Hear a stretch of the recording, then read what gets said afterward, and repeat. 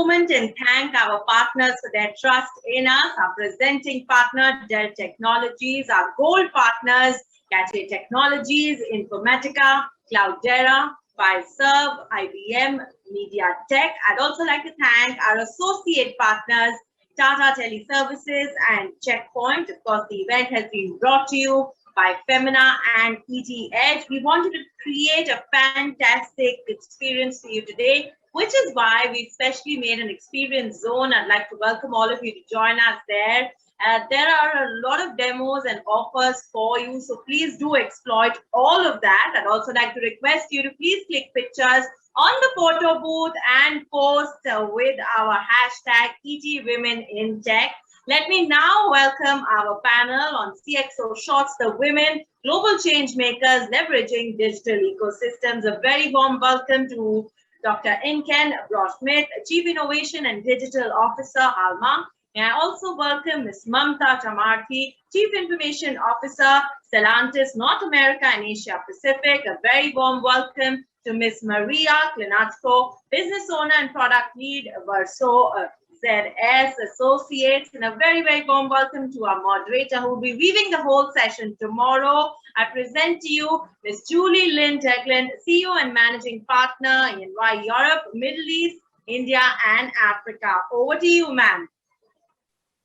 It's a great pleasure to be with you today. I'd like to thank the Economic Times for inviting me, as well as their partner, Femina. And of course, a big thanks to all of you who tuned in today to listen. I am so delighted to be interviewing three women who are global change makers. They've built their careers in technology, and they've brought them from that all the way up into the boardroom.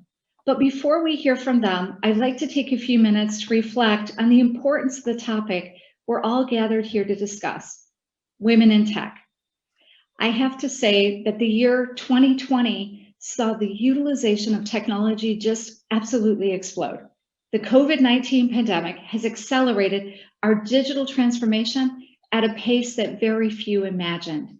Overnight, businesses, including those of my own, had to shift people to working remotely. And in fact, we moved over 115,000 to virtual working, rolled out Microsoft Teams as a new platform in a matter of weeks. E-commerce has exploded as operating digitally has become the only way for many to stay in business through these mandated lockdowns. It's really go digital or go dark. Amazon has gained over 570 billion in market capitalization in the first half of 2020 alone. And digital content consumption has grown exponentially from the gaming industry to streaming platforms such as Netflix. Netflix alone saw 16 million new signups in the first 3 months of 2020. All this means more tech, more funding, more innovation, and actually jobs. But there's a real risk that women are going to be left behind.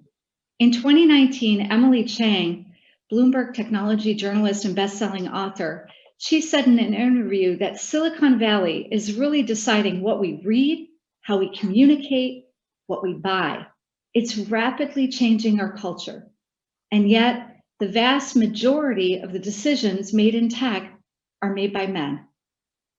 Do you know that only 22% of the roles in artificial intelligence are occupied by women?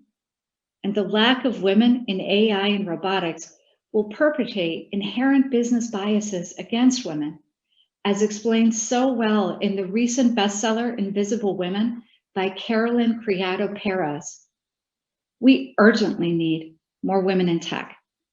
And while women make up over 49.5% of the world's population, they really make most of the decisions about consumer purchases, family finances, education, health, and personal care, not only for themselves, but for their entire family. Unfortunately, the pandemic has driven school closures, and while the majority of our countries offered remote learning, nearly 2/3 of all students have been unable to continue their studies. Over 11 million girls are expected not to return to school, and at the same time, over 47 million globally fell into extreme poverty. bringing the total to nearly 440 million. This is further going to widen the gender gap. A sustainable and equitable digital future is vitally important.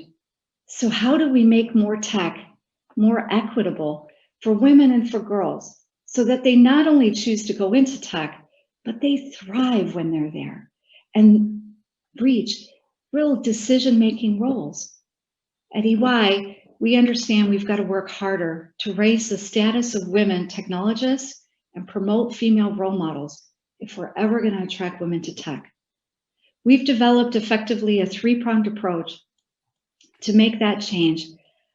First, we're investing in STEM education programs that really encourage women to enter these fields. For example, we've created a mobile platform, the EY STEM Tribe, in collaboration with Tribal Planet, a Silicon Valley-based company that develops ecosystems to engage global citizens. The platform is engaging girls aged 13 to 18 from middle to low-income backgrounds in a gamified manner around a STEM experience. But it also engages schools and parents to help break down those gender biases, to help children explore STEM careers. And it's doing it in a fun way. Second, we're trying to connect future female leaders with role models and to offer support. So for example, we've launched our Women in Technology Network to achieve sustained increases in women and ultimately female leaders in technology. And thirdly, we're harnessing innovation that encourages collaboration and empowers women around the world to engage in the world of work. For example, EY is a member of the Global Innovation Coalition for Change, a UN women initiative, which encompasses academic, non-for-profit, and private sectors collectively aiming to improve women's ability to access and participate in innovation. I really believe getting more women in tech is possible, but it's a systemic issue that we've got to tackle both intentionally and collaboratively. I hope that you can hear the passion in my voice.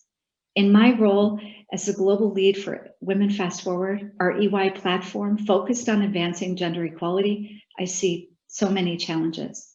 But I also see brilliant women with remarkable talent who should be clearly recognized. Women such as those who are joining me today. As I shift into interview mode, there are a few reflections I want to make as we explore the work these incredible women are doing. At EY, we talk about harnessing technology to power human enterprise. And I think it's an important reminder for us all. Technology is an enabler. It's an important enabler, but it's actually only an enabler. We've got to think about how we use technology to build a better working world, putting the human at the center. And that world needs to be sustainable, driving inclusive growth for one and for all, where women can make a strong role in shaping our shared future. And it's exactly these women that I'm honored to welcome this morning as we talk in a round discussion together about both their careers, but their perspectives on women in tech. And so to kick us off, I'd really like to go around the table, as they say figuratively, and ask each one of these to introduce themselves with a little bit of their background, where they sit in the technology world and how they got there. Could I start with Imken to talk to us about where she's from, what she's done, and how she's been a leader in tech? Thank you, Julie, also for that really nice, passionate, definitely intro. So my name is Imken Braunschmidt. I joined Halma 3.5 years ago in a role which was not there before, driving their innovation and digital agenda, being part of the exec board. And Halma is a group of life-saving technology companies. We have 45 all over the world, and they follow 3 important challenges and themes, and that's the topic of safety and environmental and of health. So whatever we do and produce is based on or is in these 3 areas or markets. Why is that important for me? Why I joined? Because being in these areas can really make a difference to the world. and to people. So following our purpose of growing a safer, cleaner, healthier future of everyone every day, that attracted me to this company, because you see technology a bit as like a red thread to my whole career and life. So I studied innovation and technology management, have a PhD in technology management, and during my career I was in roles which were usually based on transformation and change in these areas. So either in innovation and or in digital. And at the end, when we talk about digital, whatever that means for whomever, it's also just part of technology. So that's my passion, driving what I do, what I try to contribute, and why I join, for example, the companies I work for, and in this case, Halma. Inka, that's terrific. And I love your explanation around digital and technology, because I do think a lot of people get a little bit confused about the terminology. So I appreciate that. That's great. Mamta, could I turn to you, Mamta, and give us an explanation? Where are you from and how did you get into this tech world? Well, originally I'm from India, but then today I am speaking to you from a very snowy Michigan. We don't have power outages like Texas, but I think we are doing pretty good because we know how to handle winter, I guess, here in Michigan. I've been in the auto industry for a very long time, for more than 20 plus years. And in my role today as the Chief Information Officer, I lead not only the enterprise IT, but I lead the digital transformation of our entire company, Stellantis, from a traditional automaker to a customer-centric, sustainable mobility company. Because the auto trends, the macro trends that are disrupting the automotive industry, autonomy, connectivity, shared mobility, and electrification, these are only possible with digital. That is the biggest change, biggest disruption that the auto industry is going through. And it's the most exciting time to be in our industry. Oh, I can only agree. Your industry is going through a major transformation. And I tell you, normally I would say for us, human at the center and technology enablement, for you, technology is the real driver for all of your change. So absolutely stunning. Fantastic. Maria, could I come to you? Tell us a little bit about yourself. How did you get in this technology space? What's your background? And I know that you are one of the business owners. So a little bit of that entrepreneurial spirit, if I could ask. Sure. I'm from Russia originally. I graduated from computer science long time ago when people were programming on the, punch cards and perfor tapes. And I came to US in early 90s and participated, really had the privilege to participate in the technology boom of the 90s and 2000s. And now, it's like 3 decades of technology that really transformed our lives. If you think about what was there, right? Back there when it was mainframes and what it is now with like computer on every wrist. Technology really transformed our world, and I was always very interested in not just technology in itself, how many of my classmates were, but how it changes the lives of people. And I stumbled to join healthcare. I was at Pfizer for many years, a global pharmaceutical company, and now I'm at ZS. ZS is a global consulting company and technology software technology company. And what we help our clients to embrace technology and advance their business models, but we also develop software. And I'm the business owner of the our Verso, which is our omni-channel customer engagement platform that helps our clients, pharmaceutical companies and medical device companies, to really change how they engage with their customers, the patients, the doctors, the payers. And it's I think it's one of the biggest areas of people using technologies, how it transforms our lives and how we can embrace it in daily life. So I'm very passionate about technology and healthcare, and that's I'm happy to share any observations on that.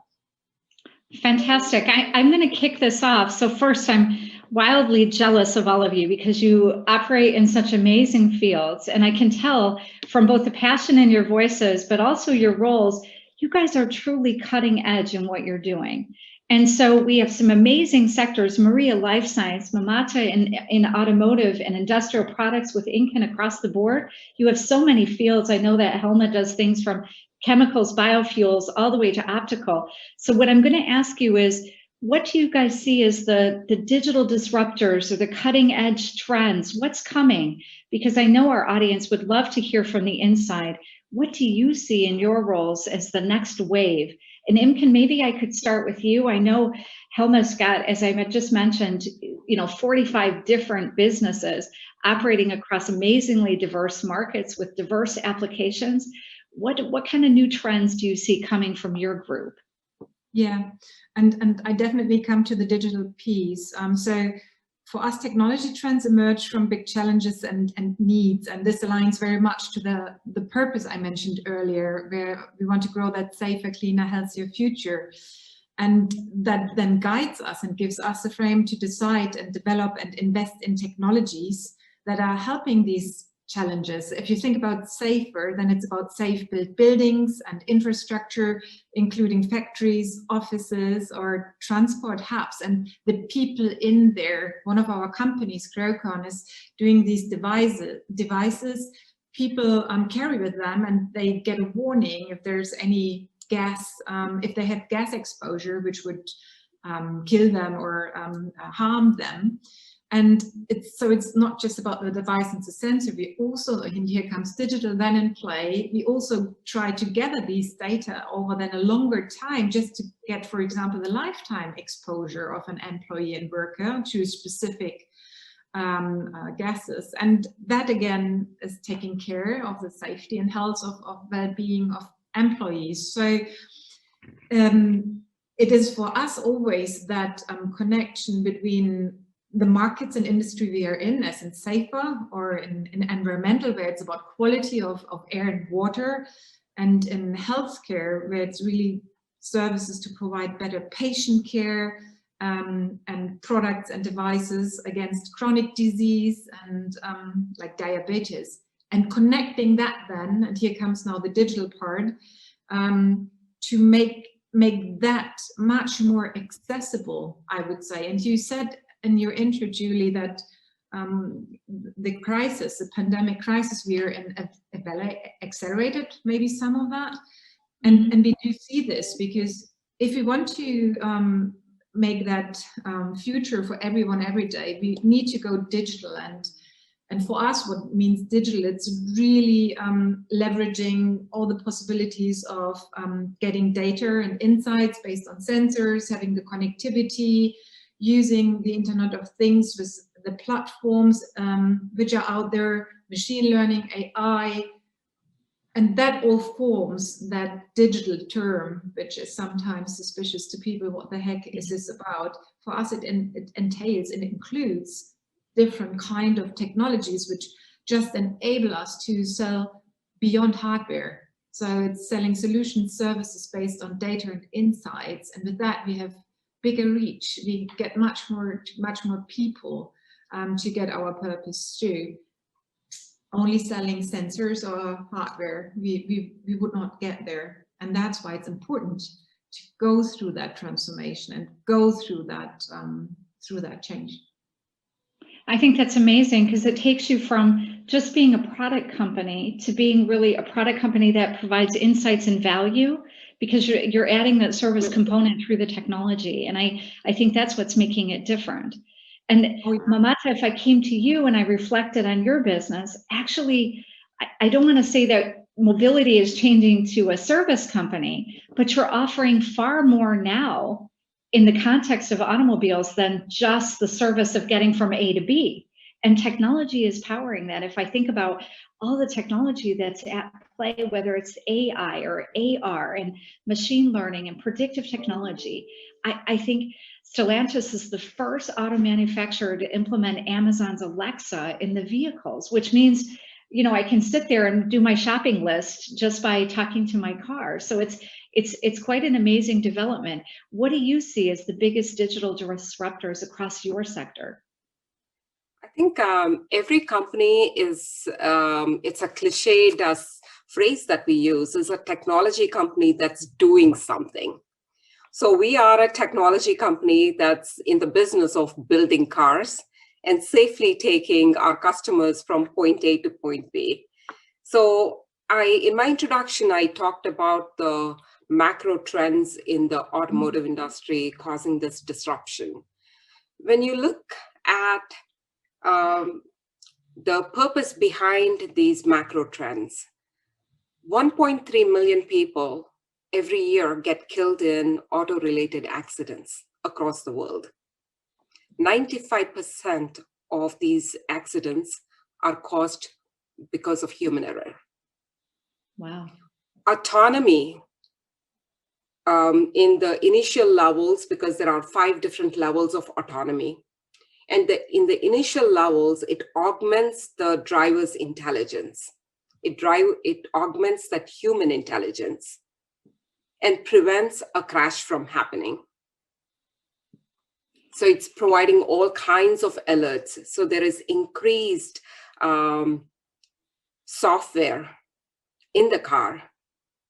And for that, in that matter, like, you know, the car itself is becoming software defined, enabled by hardware. Because first you're looking at what functionality and features do I want to provide the customer to take them safely to their destination, and then start looking at what is the hardware that can now enable these software features. Because today's customer, their expectation when they get into a connected car, they don't come from the automotive industry, they come from the smartphone world. So when I could be at home and shop for an Apple product or for my smartphone, why can't I be sitting in the comfort of my living room? And this pandemic really highlighted that need of the customer, because the footfall to the dealerships has gone down tremendously. And so we immediately, the first 2 weeks into the crisis, introduced an online retailing experience. We call it online retailing experience, eShop, for our customers, so that they can sit in the comfort of their home and shop, go through the entire process of looking at a car, configuring it, pricing it, requesting a test drive for a car to be delivered to their home to do the test drive, to getting the car itself delivered to their home. The entire process without stepping into the dealership. So a year ago, if you had asked me if this would have happened in the auto industry, I think all of us would have said, oh, there are so many constraints around the legal implications, the franchise laws with the dealerships and everything, and how could we make this possible? But today, north of 25% of our sales come from the online retail experience. And it's not just that with the connected car, it's all about collecting the data, because the customer expects that their experience is every day they get a feature update, every day they get an operating system update, just like their smartphone. It's all about personalizing their experiences and meeting the customer at the speed of their expectations. Wow. So if I compare, Inka, you're giving more valuable data and insights to be more service oriented to your products. And Mamata, you're doing a little bit different, because you're giving one a heightened experience. You can be completely virtual to get it. You don't, from the comfort of your couch, effectively, but also you're improving the quality of your product by enhancing the safety features as well. So you're enhancing our own judgment when we're driving to increase the safety. Those are kind of amazing. Absolutely, and also electrifying that vehicle so that the earth is cleaner. You know, there are, again, many people die because in India alone, more than 1 million people die because of air pollution. So making that car electric, and a car is, when you look at the car as an asset, it's only used 7% of the time. The rest of the time it's sitting in a garage or a parking spot somewhere. That is also going towards the sustainable goals of the world. You created an asset, you increase the carbon footprint. Let's make sure we maximize the utilization of this asset. That's what gave birth to the shared mobility, ride hailing, ride sharing. So that's why I say customer-centric, sustainable mobility company. That's our aspiration for Stellantis. Fantastic, fantastic. Maria, I'm going to come to you because we've talked a little bit about various industrial products and how they're moving from product to service. Talk to me about the life science industry. What do you see as the next waves of technology coming to us? More data, more analytics? How do you see this developing? I just want to double down on what Inken and Manta said. Pandemics really changed the world, and I think even Microsoft CEO Satya Nadella said last summer that in 2 months we made more progress than in the previous 2 years. And if you think about healthcare, right? A lot of the digital initiatives that were happening kind of smoldering before really took fire, and many clients now see how many of our clients, many of the life science companies are now have to heavily engage with those initiatives. So if you think about patients moving to telemedicine, right? A lot of the medical advice is now given over the phone or over the Zoom. Virtual pharmacies. We no longer want to go to the pharmacies. We want to buy our drugs online. The doctors and administrators in the hospital getting their information from manufacturers, from life science companies online through a mix of digital and kind of semi-digital channels, right? All the wealth of medical devices that become smarter and smarter now, and not only have more data, more analytics in them, but communicate with doctors, with caretakers, with patients themselves.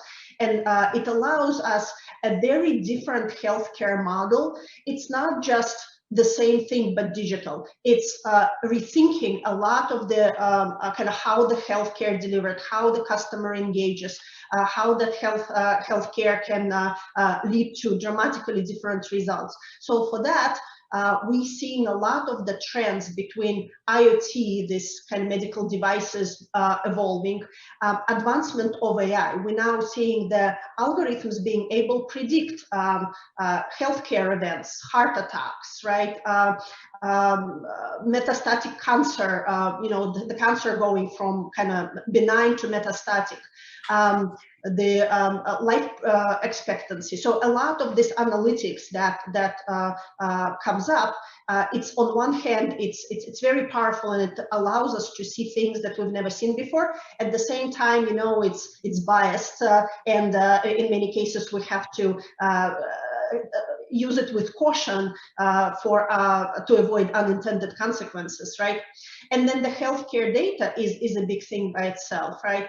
If we were to collect all the data that we have about us, about all the measurements, all the devices, we could predict a lot of our healthcare events, but collecting this data, storing this data, making it secure, using it wisely, right, is a big problem that healthcare industry is collectively, through many participants, trying to solve.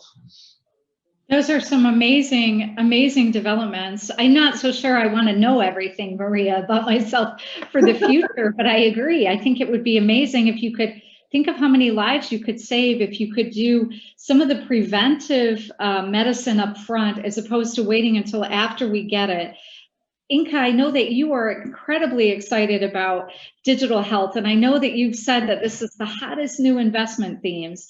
What's driving the change? What's really pulling it all together now? Why now? Yeah, I can build really on what Maria said, and to make it more easy and maybe to remember, maybe there's three things in health tech at the moment. One is convergence, and convergence means of industry, markets, like for example, clinical grade companies and well-being fitness providers and companies. That's what I mean with convergence, and I have an example for that. The next one is regulation. We have seen that specifically now during these COVID times that they are driving developments. I share another example, and last but not least, it's a topic of democratization. So how do I make healthcare available for more people in rural areas and not needing necessarily experts? So very shortly on the convergence, one of our companies, Suntex, is in the vital signs area. So Maria mentioned that area earlier. So they do clinical grade blood pressure measurement and usually in critical areas like in an emergency room or emergency car, because it's really important to have what's the status of the patient. They have now established a strategic partnership with a company called Valencell, and what Valencell is doing, they come originally from wellness fitness industry. They have sensors you find in our watches, wristbands, or in the ear plugs we use, and which is doing heartbeat measurement, not clinical grade, but they have so much data that they don't care at the end. Yeah, if they have on the one hand a 12-point measurement like Suntec or Valencell, it's 1 point, but the amount of data is so much more that they just said, I don't care. Now these both were going together, and this is bringing advantages to our company, Suntec, because it's about predicting and then preventing events based at the end on whatever technology is available. And for Valencell, that's useful because they come from fitness wellness and now have a chance with their offering also to go into clinical and into hospitals, clinics, and so on and so forth. So we do see this convergence, and that's just a little example. If it's about regulation, one of our companies has tracking technology, and you could in a hospital check if patients are going outside and that the babies are safe and not taken by anybody. But it's also that nurses have, for example, a sensor, and there's another sensor at the soap, at the sink in the room. So you could check before the nurse goes to the bed of the patient that she is doing what she has to do by regulation, wash her hands.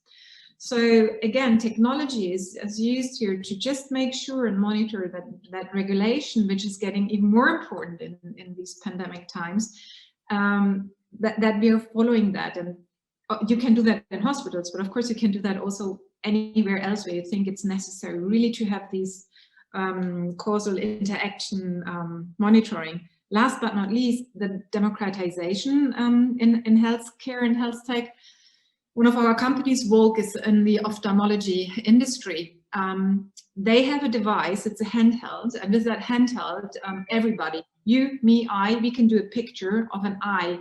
And I'm not an optometrist or an ophthalmology expert, still I could do that screening. And with the software and the AI, it would say if there is a problem, it detects any disease early, if I have to go to the doctor. So, and I'm not the specialist on that. Still, I could do it, and you would have a result out of that. That makes it much more accessible to people who might not be able to go to a GP practice or office or to an expert. So these are just 3 examples of these convergence, regulation, and democratization, which is really driving health. Well, I can say one thing. If I listen to all 3 of you, technology is really enriching our lives in actually every way. more insights, more protective, more knowledge about what's coming, more ability for us to react, and an enhanced experience across the board. And it's giving us the possibility to reach way more people, whether it's customers or those with needs. It's really the foundation for us all to build a better working world. So I'm very excited about that. Now, some of you on this call have said that the transformation around digital or digital transformation, it's no longer optional. It's not just to get, you know, further products or further services or an enriched experience. It's actually a necessity for business survival. And so, Mamta, I see you nodding. I'd like to hear from you. You know, what do you think about that? What is that digital transformation, and what are the key elements of having a successful digital transformation? I think already when you mentioned those words, for some of the companies, especially those in the middle market, it's quite daunting. Talk to me about that. I do agree with you, Julie, that digital transformation is no longer a nice to have. It's almost an existential a need for any company. And that's why I said every company is a technology company that's in the business of doing something, like us building cars. And when you look at the disruption that's happening in the auto industry, you can't just say only the product side of the auto industry has to change. Every aspect of our entire value chain has to be rethought, all the way from our product to our manufacturing, our supply chain, our purchasing processes, back office, all of the back office systems, including the talent that you attract into the company.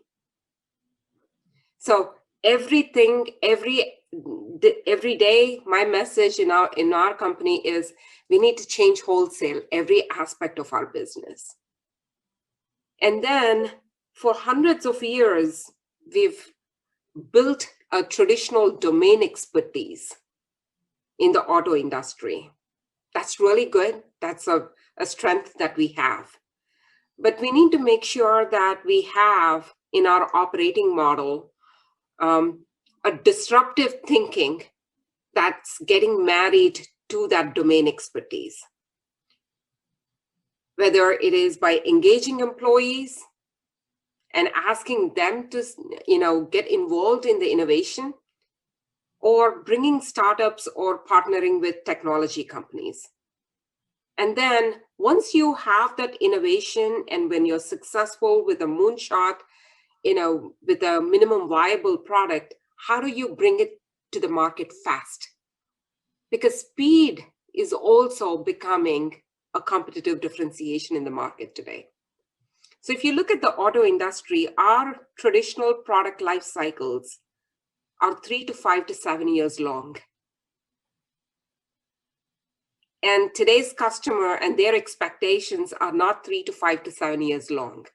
In that cycle, they've already seen the introduction of a number of smartphones and smart devices in the world.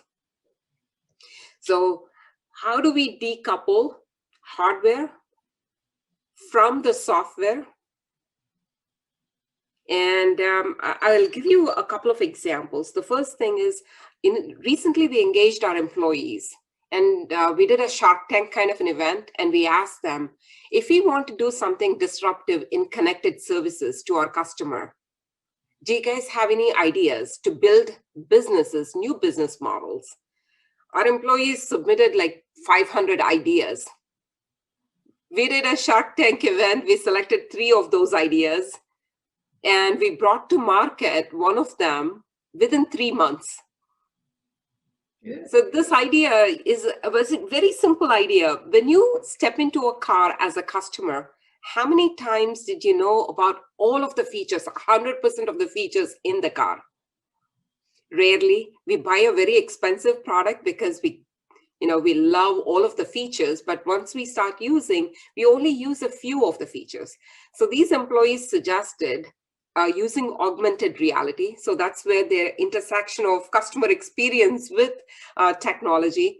They said, with augmented reality, let's create a mobile app that our customers can take into, it was introduced with our Ram TRX into our Ram TRX truck.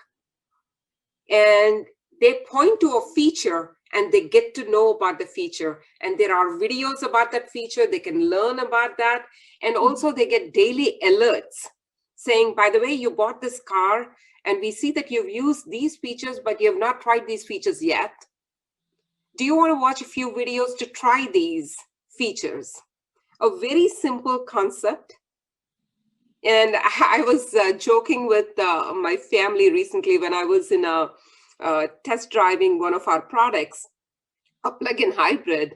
I was looking for a 110 volt socket because I did not carry my USB to power my USB wire to power my smartphone. And I can find it. I want to use Alexa in the car to say, Alexa, where is the 110 volt socket in the car, and show me a picture of it. So these are some of the innovations. But if you look, it's a rethinking. Instead of pulling out the owner's manual, that's the traditional thinking, to I have a mobile app that now can help me understand the product that I bought and help me get a better experience with the product. But you need to have the right kind of talent that can generate this innovation. And you have to be a very strong purpose-driven company, very strong purpose-driven company. And during the pandemic, I would say, I'm very, very proud of our company that we pivoted to making masks, making ventilator parts, providing millions of meals to hungry kids that couldn't go to schools to get one meal a day. Yeah. So this is a bigger purpose, attracts talent. And with that talent, you can drive a better experience for the customer and also make the world a sustainable place. I think those are some great comments. So digital transformation, in your view, to be successful, you have to really rethink the whole components, not just one or two items, but really looking at your strategy, your operating model, your support functions, data management, IT, and then talent even, to really address it. And then use your purpose as a North Star to guide you where to go. Exactly. Maria, I'm going to come to you because I've heard that you've said something along the lines, actually, the biggest challenge in digital transformation might not even be technology. It might be really developing that sustainable business model to deliver long-term value.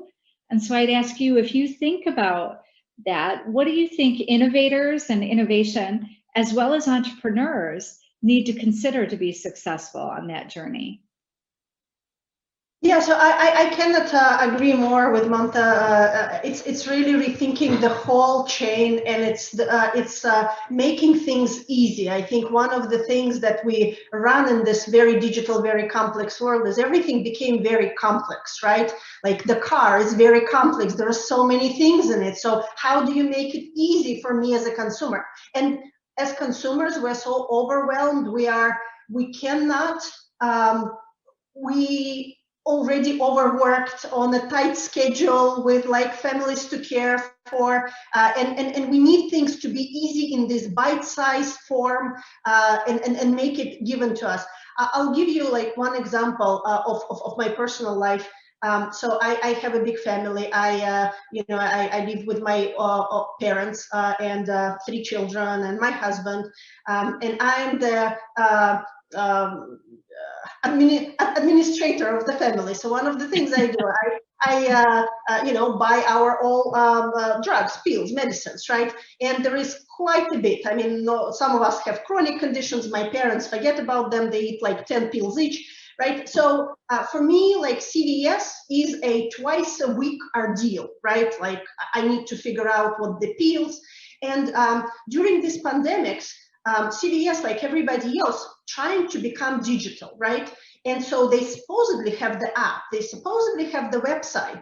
And yet if you try to deal with them through app and website, very quickly you run into a problem where you cannot do anything anymore. And now you have to call them and be on hold for an hour, and I just don't have time for that, right? So I switched to this company called Capsule. Capsule is a online app. I've never talked to them. They do everything through text. They do everything through app. It's incredibly easy. There are like literally 4 buttons there, and I can do all my pharmacy for my whole family, you know, like over 30 pills a week, right? I can do it all in like 5 minutes time. So that is what I call customer experience, right? Customer engagement. This is what we need to do in the day and age of technology. And moving to that is not just you know, like CVS, okay, you know, you can come to the counter or you can do the same thing online, right? It's not digitizing exactly what you have.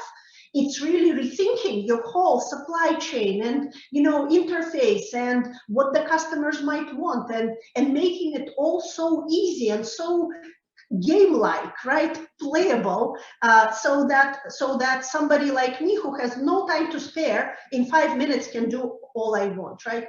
So what we're seeing is that the successful companies really rethink it top down, right? They think about their services and they start to think, okay, in this digital realm, right? How should it look? What should it look for my customer? How should it feel for my customer? And then they look at that and they say, okay, if that's how it needs to feel, then this is what my sales should do. This is what my marketing should do. This is what IT should do. This is what my, you know, app development should do. Right? And that is, unfortunately, a lot. That is transformation. That's not just tinkering at the edges. It's hard, right? It comes from CEO down.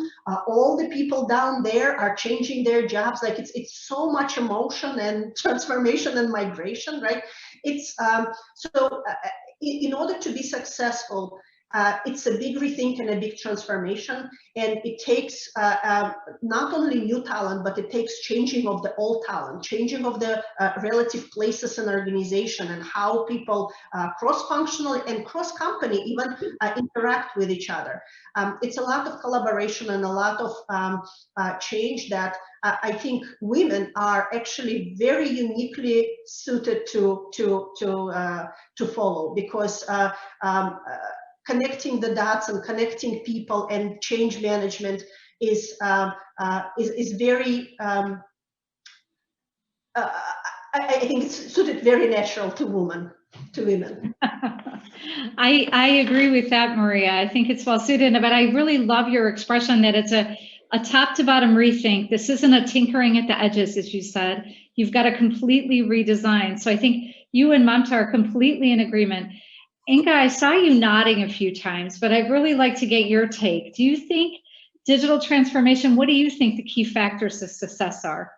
Yeah, so for me, it's now easy because they were perfect widgets. I agree with Mamta because it is a technology, and from the start to the end, think it through. I take from Maria that customer-centric approach. You have to involve your customer, and from that point, then think it through. I want to add a third thing, and that third thing defines, in my experience, 50% of the success of a digital transformation, and that's how you do it.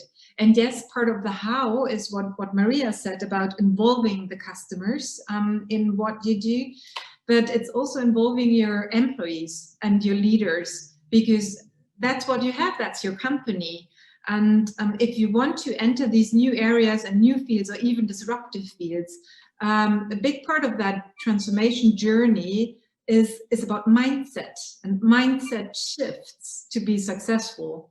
And we have identified 3 main barriers. There might be many more, and it's maybe specific to Halma, but there's a technical skill barrier, and it's, you might think, Heban, that's what? No, it's not, because it's really the thinking and the mindset of getting the right talent, and that you might have great engineers, but you might need engineers who are able to do software and code and so on and so forth. So I try to keep it short. So it's a technical skill barrier, it's a business model barrier. So if you have sold hardware, a device, it's one time. If you're lucky, you never see it again because it's good quality. If you sell a service or a solution, it's a 24/7. Customers expect updates. They want the latest features. I think Mamta can sing a song about that. Yeah. So it's not done. And that leads to a third barrier, which is then the structure of your company. And that's another how you have to work on, because if you really want to go into this business, you need to change the organization itself. Your customer service needs to be different, sales needs to be different. And for that, how you do that is very much about thinking and mindset and learning, and to get these shifts right. My experience is 50% of the success. And that's I think maybe the third pillar I wanted to add to my both colleagues here. I love how you phrase that. And I think you're so right around making sure that it's not only what you're doing, that you're touching everything, but actually it's the how, and getting the right pillars right from the tone on the top, involving the right people, ensuring that they have the right skills to do that. And Mamta, that's going to bring me to you, because I know in your previous role at ZF Friedrichshafen, I know that you worked to create a talent ecosystem to close the talent gap for ZF and to get a leadership position in autonomous driving, which was amazing. And so I'd really like to ask you, building on the comment that Maria made, what do you think we need to change to get more women to build careers in technology and digital transformation, in pulling this all together? What do you think? So even at ZF, it's almost like I started building this playbook throughout my career for digital. Even at ZF, we started with a bigger purpose of zero accidents and zero emissions with the components that we build, that we deliver to the OEMs. So that became our purpose for why we exist. And then we started looking at, if we have to do that, what do our components have to do? They have to see, which is sensors. They have to think. There must be intelligence to process, artificial intelligence, including computing power and storage in the car. And then they have to act. This is the actuators, the mechanical actuators. So, which we had a lot of talent around the mechanical actuators. Where we did not have the talent at ZF was in the think space, in the artificial intelligence around that. So we partnered with a tech company, NVIDIA, to bring their graphics processing unit and added it to our safety ECU to bring level 3, level 4 autonomy into the car as a product. And in the sensor space, we started working quite a bit with talent in Israel. When at ZF, I started looking at talent in a completely different way, which continues at Stellantis. This pandemic also highlighted it doesn't really matter where we are. Today, we are in different parts of the world, but yet we got together using technology. And the same thing applies to the talent that you attract. You start with a purpose. That purpose has to be so strong. And then you talked about women and women in tech. So I have a lot of passion around this topic, not just because I'm a women leader in the technology world. Very early on in my career, I started with the Michigan Council of Women in Technology to promote more girls, more women in technology. I think role models, like you started the conversation with, Julie, is so important. Yeah. Today, when women get that disproportionate share of responsibility at home, and they're thinking, should I quit now because I'm not able to balance? If you can provide them a role model that is in a similar kind of a circumstance, in a similar kind of a situation, that has handled it, then they get some lessons that they can take away and, learn from that experience, because it's no longer these training sitting in a classroom, right? They have to get it learn through someone else's experience. So role models are very important, whether it is in the technical skills or whether balancing work and life. How do I raise kids, or how do I take care of elderly parents? And we at Stellantis recently started a few things. One is paternity leave. setting expectations for men that they should also help women at home when a child is born. So that is not just a one-sided responsibility. So that shows the support of the company to the women in their that work for us. And then we also started, we had business resource groups from the 1990s in our company through the various cycles that we have gone through, Chrysler Corporation, Daimler Chrysler, Fiat Chrysler, to Stellantis now, the 4th largest automaker. We've always had business resource group or employee resource groups. One of them is Women's Alliance, to have these, to continuously keep showing these role models and also teaching them skills and understanding, providing them mentors, coaches, guides. And then we recently added Working Parents Network. Because as you know, there is a McKinsey Korn Ferry study that shows that there are millions of women that are going to exit the workforce. And we really didn't want to wait to look at the data and take some lagging indicators, but we said, let's do what is right to support these women. We may not really understand the problems because now I have 2 grown boys, 24 and 21. It's really difficult to put myself in the shoes. So when I share best practices, they may be dated. They're not from the same kind of a technology world as we live in today.